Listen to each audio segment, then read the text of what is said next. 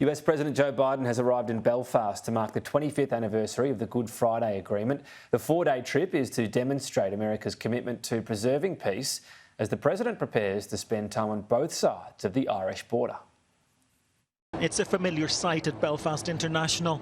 Air Force One has transported 4 of the last 5 US presidents to Northern Ireland.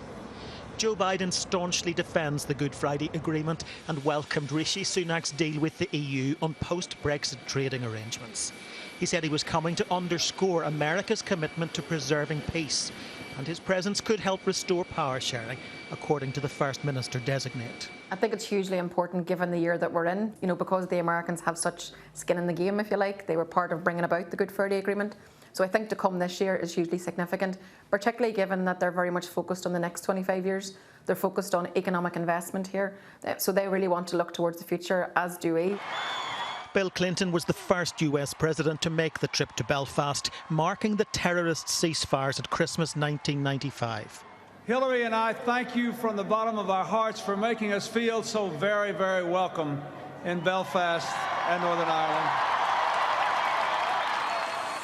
And they've just kept coming since. America keen to express its support for the Good Friday Agreement at every opportunity. And to those who choose the path of peace, I promise you, the United States of America will support you. But not everyone has chosen that path. It's still a fragile peace, and there's a massive security operation in place. The threat level in Northern Ireland has risen from substantial to severe, meaning a terrorist attack is deemed highly likely.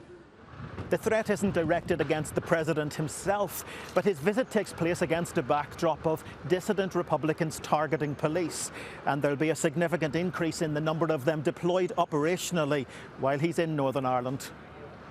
Each key location will have been thoroughly searched and locked down, says Jim Gamble, a former Assistant Chief Constable. At the end of the day, you don't need to be particularly sophisticated to disrupt an event like this. It's as cheap as a phone call.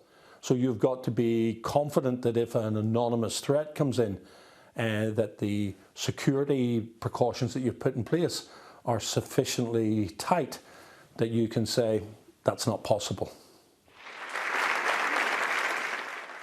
He'll spend most of the week in the Republic of Ireland. The ties run deep between the two nations, 40 million Americans claiming Irish descent.